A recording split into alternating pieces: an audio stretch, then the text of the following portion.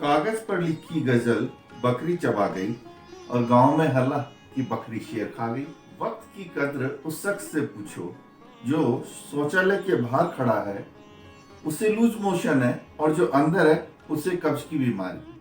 जब तक जिंदगी है रोज डीपी बदलते रहिए, वरना आखिर में तो एक ही फोटो में टंगे रहेंगे। जिंदगी की भागदौड़ में सेहत का ख्याल रखिए, कहीं ऐसा ना हो जाए आप पीछे रह जाएं और पेट आगे निकल जाए।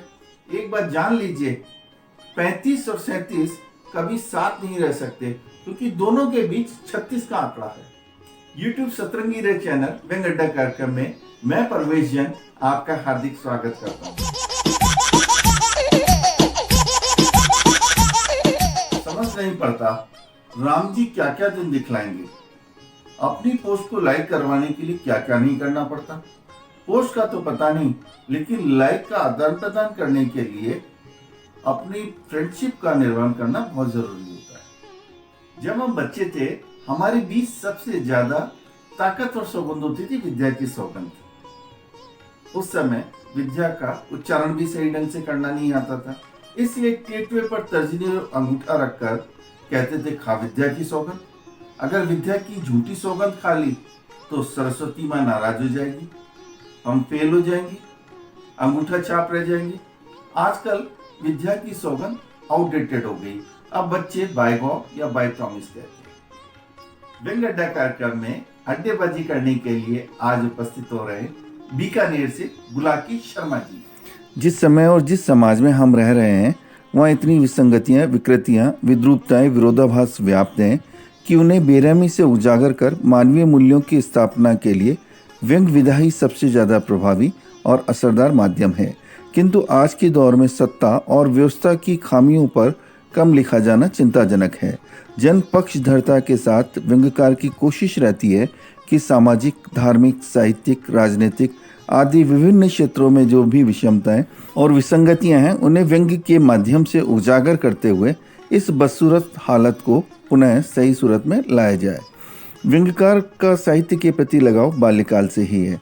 स्कूल में अध्ययन करते समय ही उनकी हिंदी बाल कथाओं का प्रकाशन देश के प्रतिष्ठित समाचार पत्रों दैनिक हिंदुस्तान, नवभारत टाइम्स आदि में हुआ। आप गद्य की अनेक विधाओं, व्यंग्य, कहानी, नाटक, जीवनी, संस्मरण, साक्षात्कार, बाल कहानियों आदि में विगत 42 वर्षों से लेखन कर रहे हैं। आपकी रचनाएं और स्तंभ देश की प्रतिष्ठित पत्र पत्रिकाओं में वर्ष 1980 से निरंतर प्रकाशित होती रही हैं, जिनमें प्रमुख हैं दैनिक भास्कर, दैनिक युग पक्ष, विनायक इत्यादि। आपकी साहित्यिक कृतियों में राजस्थानी भाषा में 2 व्यंग्य संग्रह, कवि कविता, अरघराड़ी, इज्जत में इजाफो है। आपकी राजस्थानी में 2 कहानी संग्रह, 2 बाल उपन्यास, 1 बाल कहानी का संग्रह प्रकाशित हुए हैं। इसके अतिरिक्त राजस्थानी में 1 बाल कहानियों का संपादन, राजस्थान के सृजन धर्मियों की राजस्थानी रचनाओं का संपादन तथा रविंद्रनाथ टैगोर की बाल साहित्य के 2 भागों का बंगला से राजस्थानी में अनुवाद किया है। आपकी हिंदी भाषा में दुर्घटना के इर्द गिर्द, रफूगिरी का मौसम, चेखव की बंदूक, आप तो बस आप ही हैं, टिकाऊ सीढ़ियाँ उठाऊ सीढ़ियाँ, बेहतरीन व्यंग, 5वां कबीर व्यंग संग्रह प्रकाशित हुए हैं। इसके अतिरिक्त आपके 2 कहानी संग्रह, 1 बाल उपन्यास, 6 बाल संग्रह, 2 नाटक तथा 4 पुस्तकों का संपादन किया है। आपने 2 वर्षों तक जागती जोग पत्रिका का संपादन किया है। आपकी रचनाएं महाराजा गंगा सिंह विश्वविद्यालय के पाठ्यक्रम में सम्मिलित है। आपकी कृतियों पर विश्वविद्यालय में लघु शोध हुए हैं। आपको प्राप्त सम्मानों और पुरस्कारों की बात की जाए तो आपको शिवचंद भरतिया पुरस्कार, बाल साहित्य सृजन सम्मान, कन्हैयालाल सहल पुरस्कार, डॉक्टर LP टेस्टिटोरी गद्य पुरस्कार, साहित्य शिल्पी सम्मान, हिंदी राजस्थानी सृजन सम्मान, अमर कीर्ति सम्मान, बीकानेर जिला उद्योग संघ साहित्यिक सम्मान, रोटरी क्लब मिड टाउन सम्मान, राज्य स्तरीय विशिष्ट साहित्य सम्मान, साहित्य अकादमी का सर्वोच्च राजस्थानी साहित्य पुरस्कार इत्यादि हैं। सतरंगी रे टीम आपको शुभकामनाएं प्रेषित करती है। तो आइए मिलते हैं आज के व्यंग्यकार से और सुनते हैं उनका व्यंग। मित्रों नमस्कार, मैं बीकानेर राजस्थान से बुलाकी शर्मा आज आपके सामने अपनी एक व्यंग रचना प्रस्तुत कर रहा हूँ। उसका नाम है फेसबुक की सौगंध। तो लीजिए सुनिए मेरी व्यंग रचना फेसबुक की सौगंध। समझ नहीं पड़ता कि राम जी कैसे कैसे दिन दिखाएंगे। आज का ही वाक्य बताता हूँ आपको। रात के 11 बजे इनबॉक्स में मैसेज आया, एक फेसबुक फ्रेंड का था। उसने लिखा कि अभी अभी उसने फेसबुक पर पोस्ट डाली है, कृपया मैं तुरंत लाइक करूं। अगर लाइक नहीं करूंगा तो आपको सौगंध है। सौगंध का नाम सुनते ही मैं डर गया। बचपन से ही मुझे सौगंध के नाम से डर लगता है। मैंने तत्काल अपने फेसबुक फ्रेंड की पोस्ट देखी, लाइक का बटन दबाया और सौगंध से मुक्ति का एहसास किया। मैंने उससे आगे बढ़कर उस पर अपनी रुचि को छोड़कर उसकी रुचि का कमेंट किया, जिसे तत्काल लाइक करके उसने भी अपना खाता बराबर कर दिया। अपनी पोस्ट को लाइक कराने के लिए फेसबुकियों को पता नहीं क्या क्या नहीं करना पड़ता। दूसरों की क्यों कहूँ, मैं भी ऐसा ही करता हूँ। फ़ोन करके मैं सतर्कता से बेरुखी का भाव प्रदर्शित करते हुए कहा करता हूँ, अरे यार मेरी पोस्ट पर भी ज़रा नज़र डालना, तुम्हें ज़रूर पसंद आएगी। फेसबुक फ्रेंड नादान तो होता नहीं, तत्काल लाइक करता है। लाइक का आदान प्रदान यूं ही तो चला करता है। पोस्ट पढ़ना ज़रूरी नहीं, लेकिन लाइक का बटन दबाकर फ्रेंडशिप का निभाव करना वो ज़रूरी होता है। लेकिन इस बार मेरे फेसबुक फ्रेंड ने सौगंध को अस्त्र के रूप में काम में लिया और सच में मैं घबरा गया। ऐसी ही घबराहट हुई जैसे कि बचपन में हुआ करती थी। जब हम बच्चे थे तब सबसे ताकतवर सौगंध हमारे बीच हुआ करती थी, विद्या की सौगंध। तब हमें विद्या का उच्चारण करने में भी कठिनाई होती थी, इसलिए टेंटवे पर तर्जनी और अंगूठा रखकर कहते, खा विद्यारी सौगंध। आपस में दिन में पता नहीं कितनी बार विद्या की सौगंध खाई जाती। स्कूल जा रहे हैं, बस्ता कंधे पे टांगे, बाल सखाओं के बीच बातें हो रही है। बातों बातों में मुंह से किसी के कोई बात निकल जाती और दूसरे साथी को वो बात हजम नहीं होती, तो वो तत्काल ही कहता है, खा विद्यारी सौगंध, और यह सौगंध कारगर सिद्ध होती। फांफ मारने वाला साथी थूक गटकने लगता। विद्या की सौगंध वह भी झूठी, खाने का साहस कतई नहीं कर पाता वो, और क्रिश्चियानी हंसी हंसता हुआ कहता, अरे भाईला मैं तो मस्करी कर रहा था। कहते हैं ना, बच्चे मन के सच्चे। जहाँ तक मुझे याद पड़ता है, बचपन में मैंने कभी कोई झूठी सौगंध नहीं खाई। डर लगता था, यदि झूठी सौगंध खा ली तो सरस्वती माता रूठ जाएगी, मैं फेल हो जाऊंगा, अंगूठा चाप रह जाऊंगा, पाप का भागी बनूंगा। किंतु मेरे बाल सखाओं में भी ऐसे 2-4 साथी थे जो झूठी सौगंध खाने से बिल्कुल नहीं घबराते थे। उनमें से एक साथी मुझे याद आ रहा है, उसका नाम था राम खिलाड़ी। वह क्लास में मास्टर साहब के सामने इतने विश्वास से झूठ बोलता था कि वह सच ही लगता। गणित की क्लास लेने वाले हमारे मास्टर साहब बहुत सख्त हुआ करते थे। सभी उनके नाम से कांपते थे। वे उन्हें जो गृह कार्य देते, जिसे कि आजकल होमवर्क कहते हैं, उसे करके लाना ज़रूरी होता था। मेरे जैसों को तो उन्हें देखकर ही बुखार आ जाता था।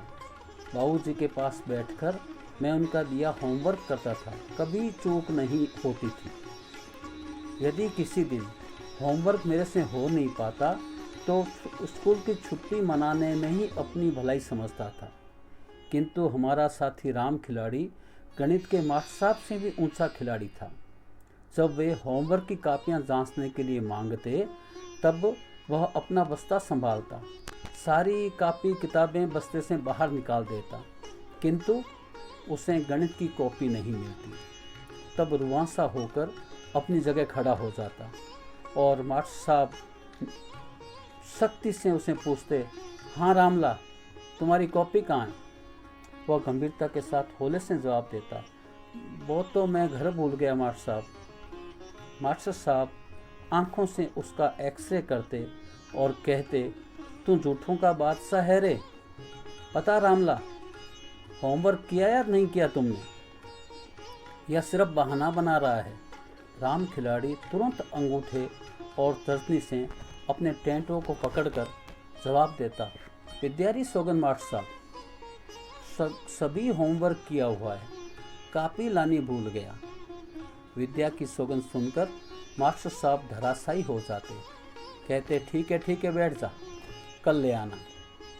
बैठते ही राम खिलाड़ी के चेहरे पर नटखट मुस्कान आ विराजती। उनके जाने के बाद हम साथी कहते हैं, अरे यार, तुम्हारे काम किया हुआ था नहीं और तुमने सौगंध खा ली, तुमको पाप लगेगा। वह हंसता कहता, सौगंध का सीरा यानी कि सौगंध का हलवा, अपन सौगंध वोगंध से नहीं डरते। सच में सौगंध खाने में उसने कभी किसी प्रकार की चिंता नहीं की, जिसका नतीजा है कि वह आज एक सफल राजनेता है। भाषण देते हुए वह जनता से वादा करता है, उनको सपने दिखाता है और सौगंध भी खाता है पूरा वादा करने की। किंतु सौगंध खाने का तरीका अब उसका दूसरा है। वह कहेगा, आपकी सौगंध, आपके सिर की सौगंध, मैंने जो वादे किए हैं उन्हें पूरा करके दिखाऊंगा। किंतु मैं डरपोक प्राणी हूँ। झूठी सौगंध खाते हुए मेरी रूह कांपती है। जितना डरपोक मैं हूँ, उसे देखते हुए आज के बच्चे मुझे ज़्यादा फॉरवर्ड लगते हैं। वे अपनी गलत सलत बात को सही सिद्ध करने के लिए बेझिझक बाय गॉड कह देते हैं। अब उनके लिए विद्या की सौगंध आउट ऑफ डेटेड है, वे इसके बारे में जानते ही नहीं। अब वे बाय गॉड कहेंगे या फिर टेंटवे पर अंगूठा और अंगुलियां रखकर कहेंगे प्रॉमिस। व्यावहारिक प्राणी सहजता से हर किसी की सौगंध खा सकता है और खाकर वो भूल भी जाता है, जैसे कि उधारी लेकर भुला दी जाती है। किंतु मैं सौगंध के मामले में बहुत संवेदनशील हूँ। कोई सौगंध खाने का कहता है तो साफ मुकर जाता हूँ। क्यों बच्चों जैसी बातें करते हो यार, सौगंध वोगंध बच्चों का खेल हुआ करता है, वो खाते हैं। किंतु मैं अपने फेसबुक फ्रेंड के जाल में ऐसा फंसा कि उसने जो सौगंध दिलाई उसे पूरा करने के लिए विवश होना पड़ा। आगे राम जी ऐसे दिन न दिखाएं,